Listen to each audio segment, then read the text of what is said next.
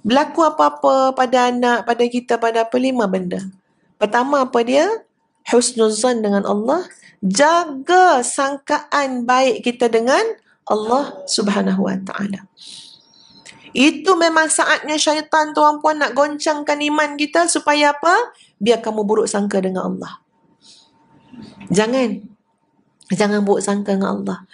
Boleh jadi kamu suka benda tu, tapi benda tu, boleh jadi kamu benci benda tu, tapi benda tu baik untuk kamu. Kita tak suka, kita benci benda tu. Kita tak nak dengar benda tu. Kita tak nak tengok benda tu. Apatah lagi nak mengalami benda tu. Kita tak nak. Tapi Allah dah beritahu dalam Quran. Boleh jadi baik untuk kamu.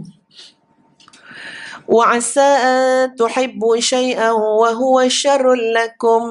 Boleh jadi benda tu kamu nak sangatlah. Kamu suka sangatlah. Kamu usaha ni supaya dapat benda tu. Tapi ingat, boleh jadi benda tu buruk untuk kamu.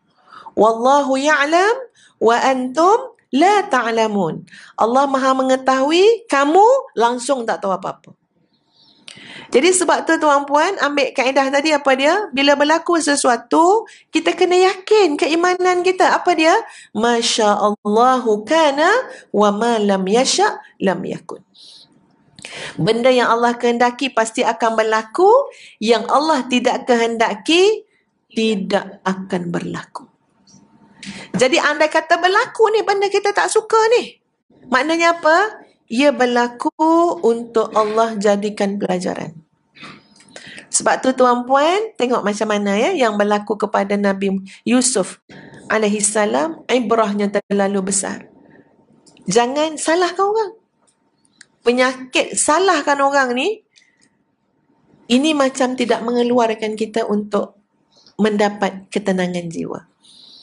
Kita jangan salahkan orang. Belajar memperbaiki boleh, menyalahkan tak boleh. Salah, habis tu kita tak salah ke? Ada juga salah kita. Ustaz ambil kaedah tuan-puan, jadi apa-apa dalam hidup kita, ujian keimanan kan ya. 5 perkara ni lekatkan dalam fikiran, dalam hati. Kena buat 5 benda. Sebab tu Ustaz pun tak catat kat buku. Kalau catat kat buku tu, buku yang buat. Orangnya lupa. Nah, adalah orang Selorong ni buku awal masuk syurga. Tuan buku tak masuk lagi. Semua lah buku. Ya, tapi tak apalah kita catat, nanti kita akan semak balik kan. Nah, tapi lepas tu kita cuba hafal benda tu insya-Allah. Berlaku apa-apa pada anak, pada kita, pada apa, 5 benda. Pertama apa dia? Husnuzan dengan Allah. Jaga sangkaan baik kita dengan Allah Subhanahu Wa Taala. Itu memang saatnya syaitan tuan-puan nak goncangkan iman kita supaya apa? Biar kamu buruk sangka dengan Allah. Jangan buruk sangka dengan Allah. Orang yang jaga kesihatan, makan vitamin, jogging hari-hari, apa lagi, tiba-tiba dia yang kena sakit. Jiran dia isap rokok selang setengah jam. Tak ada pun kanser paru-paru. Yang macam cerita ni, cerita sungguh ni, ada orang kampung saya, mak saya ada sebut. Dia tak kenapa pun, daripada muda mak tengok dia isap rokok. Masa tu ayah Ustazah ada kanser paru-paru. Ayah Ustazah tak isap rokok tu kan.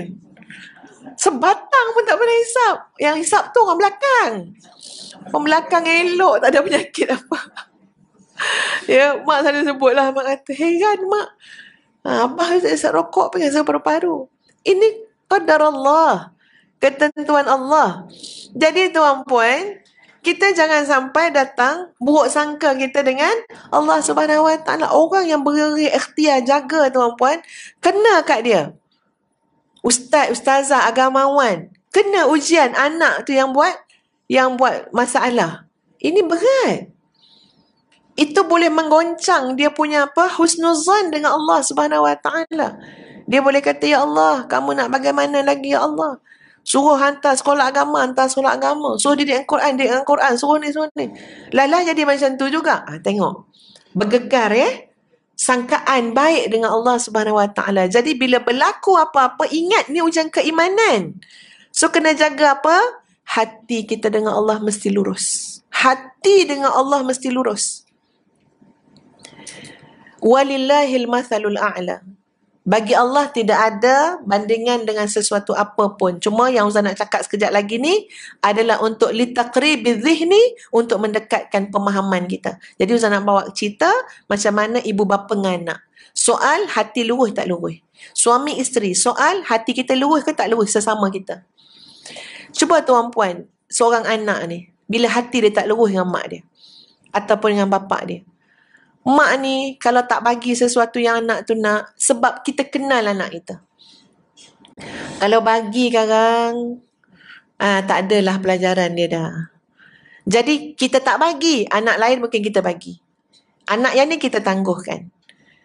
Anak yang ni nak pergi berkawan, nak pergi mana-mana, kita bagi. Sebab apa? Kita tahu kawan dia baik. Yang ni kita kata tak usahlah, duduklah rumah.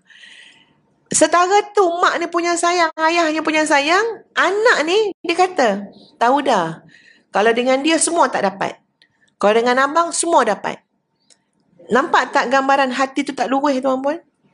Dia boleh kata, dah agak dah. Tengok dah agak dah. Mak akan jawab macam tu. Kalau dengan saya, mak memang macam ni. Padahal mak ni tak ada niat. Tak ada niat sekelumit pun. Nak bezakan kasih sayang, nak berlaku tidak adil, tapi kita tahu nak menempatkan sesuatu tu pada yang sesuai. Sebab kita mak ayah, anak kita tahu tuan-puan, insya-Allah kita tahu. Sekilas apa? Ikan di sungai ke laut? Ya, air. Sekilas ikan di air, kita tahu jantan betina. Iya. Tengok tu tahu. Sampai anak Ustaz pernah kata macam ni, jealous lah dengan ilmu ibu-ibu ni. Kenapa? Tanya dia. Semua ibu tahu dia kata. Kita boleh sangka. Dia datang bilik Ustaz, dia berdiri, kita cegat. Ustaz terus cakap sesuatu yang memang sama dengan dalam kepala dia. Dia tak cakap lagi. Tu dia kata jealous dengan ibu-ibu ni. Semua benda dia tahu. Insting kita kuat tuan-puan. Kita mak kan, orang kata apa, kilas dia tahu dah. Biiznillah. Jadi bila anak kita semudah tu dia kata, mak pilih kasih, abah pilih kasih, tak sayang dia, memang saja nak buat naya kat dia. Ini maknanya apa? Hati dia tak luruh dengan mak ayah dia. Tak bagus tuan-puan. Anak hati tak luruh dengan mak bapak tak bagus. Mak ayah ni insya-Allah tak ada niat nak buat apa? Nak buat buruk ke anak, buat jahat saja nak tengok. Biar anak nombor 3 ni tak berjaya. Tak ada. Jadi untuk suuzan dengan seorang ibu dan ayah yang setiap hari berdoa kebaikan ni, ini satu benda yang sangat tidak wajar. Itu baru level mak ayah, makhluk lagi. Kita makhluk. Walaupun kita mak orang, ayah orang, kita masih makhluk. Apatah lagi dengan Khaliq, Allah Subhanahu wa ta'ala, yang mengharamkan sifat zalim. Tidak pernah zalim. Bahkan Allah adalah yang maha adil. Mudah-mudah kita kata Allah tak sayang kita. Allah biarkan kita. Allah saja je buat kita macam ni. Allah macam-macam lah maknanya suuzan kepada Allah. Maka ini adalah satu kegagalan kepada keimanan kita. Yang berjayanya apa? Bila Allah Subhanahu wa ta'ala menguji keimanan kita. Sebab bila uji ni dia akan makin baik tuan-puan Maka hendaklah kita bersangka ataupun husnuzan dengan Allah Subhanahu wa ta'ala. Sebutlah perkataan yang baik-baik. Yakinlah benda yang baik-baik. Ya, Allah bukan nak menjatuhkan saya, Allah nak mengangkat saya. Ya, tiba-tiba kita ada buat dosa tuan-puan. Buat dosa ni satu ujian Mengingatkan dosa-dosa silam ni sakit. Setuju tak tuan-puan? Sakit, luka tuan-puan ingatkan dosa-dosa silam. Andai kata boleh diundurkan waktu, kita tak nak buat.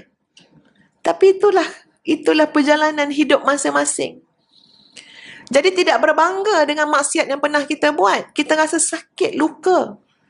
Tapi kita husnuzan dengan Allah apa dia? Ya Allah, mungkin itu lebih baik bagi aku. Supaya aku tahu pahit, kelat, sakitnya maksiat. Sampai aku tidak mau jatuh dalam lubang yang sama 2 kali.